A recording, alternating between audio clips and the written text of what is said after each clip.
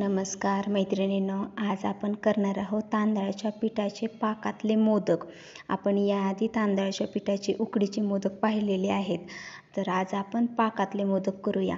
तर त्यासाठी इथे ना मी गॅसवर कढई गरम करायला ठेवली आणि त्याच्यात ना आपल्या पोहे खायच्या चमच्याने 2 चमचे तूप टाकलेलं आहे. आता हे तूप चांगलं गरम झालं. या तुपात ना एका वाटीचंच माप घ्यायचं, कोणतेही एकच वाटीचं. तर त्या वाटीनं 1 वाटी तांदळाचं पीठ चाळून एकदम बारीक पीठ, आपलं गिरणीवरून दळून आणलेलं असतं ना ते बारीक पीठ टाकायचं आणि बारीक गॅस करून बारीक गॅसवर 5-6 मिनिटं आपलं हे तांदळाचं पीठ आहे ना चांगलं खरपूस असं भाजून घ्यायचं. वास त्याचा छान सुटूस तर मी ना असंच बारीक गॅसवर सतत ह्या तुपात आपलं हे पीठ भाजून घेतलं. तर 6 मिनिटांनी ही वाटी दाखवली नाही, या वाटीनंच मी सर्व साहित्य घेतलेलं आहे. तर इथं मी 1 वाटी तांदळाचं पीठ घेतलेलं आहे आणि साखर पाणी पण याच वाटीनं नंतर घेणार आहे. किती घेतलं आहे ते नंतर सांगते.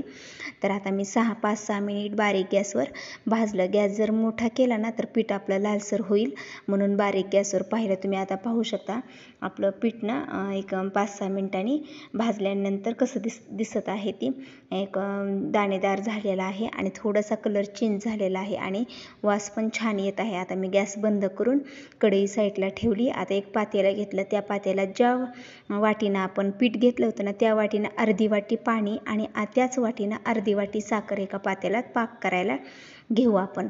अर्धी वाटी पाणी आणि अर्धी वाटी साखर आणि पीठ होतं 1 वाटी. तर आता याचा आपण पाक करून घ्यायचा. तर पाक कसा करायचा, आता 1 मिनिटातच आपली साखर विरघळती थोडी असल्यामुळे.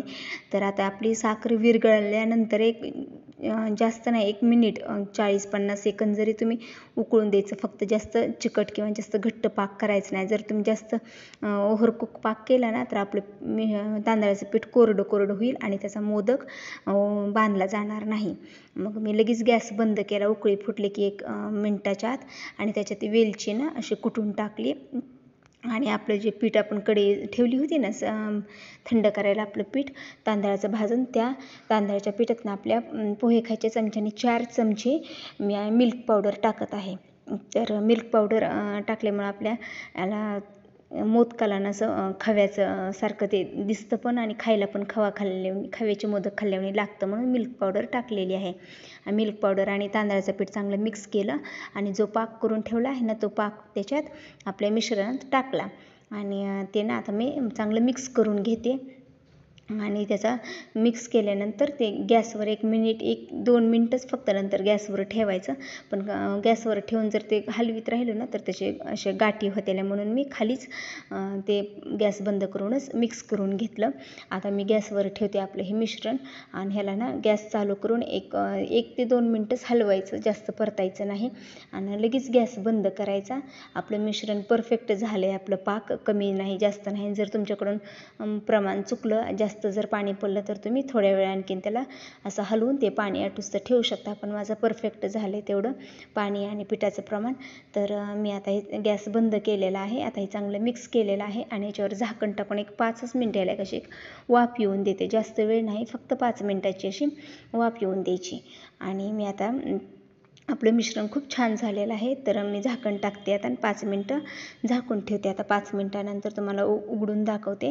तर आपलं मिश्रण ना असं थंड पण झालं आहे, पण असं कोमटच आहे. आणखीन हाताला चटके बसतात, पण जास्त पण थंड करायचं नाही, नाहीतर ते खूप मोकळं होईल. नंतर त्याचे मोदक वळता येणार नाहीत. मग मोदक साच्याला मी तूप लावून घेतलेलं आहे आणि आपल्या मोदक साच्यात ना ते मिश्रण असं दाबू भरायचं.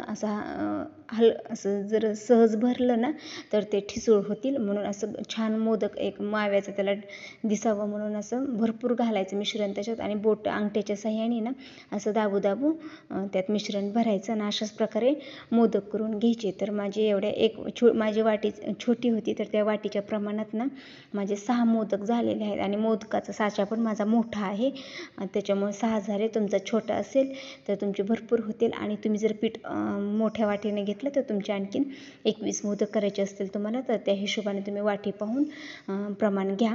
मला 21 नव्हते करायचे, तेवढे संपले नसते, म्हणून मी थोडेच तुम्हाला दाखवण्यासाठी केलेले आहेत छोट्या वाटीनं प्रमाण घेऊन. तर याचे 6 मोदक तयार झालेले आहेत आणि खायला पण इतके सुंदर झालेत ना, मग खव्याचे मोदक खाल्ल्याने वाटत आहेत ते आणि दिसायला पण छान झालेले आहेत.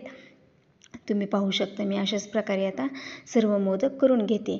तर आता गणपती बाप्पा 2 दिवसात जाणार आहेत, मग त्यांना प्रसादासाठी दररोज तळणीचे उकडीचे मोदक करायला वेळ नसतो ना, मग हे साधे सोपे एक 15-20 मिनटात हे मोदक तयार होतात. मग तुम्ही हे मोदक करून पहा. तळणीच्या मोदकाला सुद्धा वेळ लागतो, उकडीच्या मोदकाला वेळ लागतो.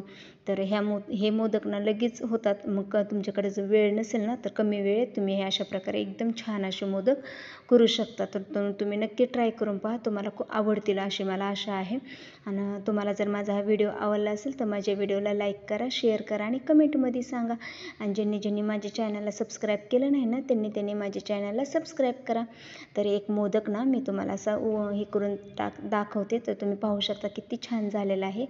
पेड्यासारखा दिसतो आहे की नाही सांगा तुम्ही, आणि खायला पण पेड्यासारखाच लागत आहे. तर तुम्ही पण नक्की ट्राय करून पहा. आवडला असला व्हिडिओ तर व्हिडिओला लाईक करा.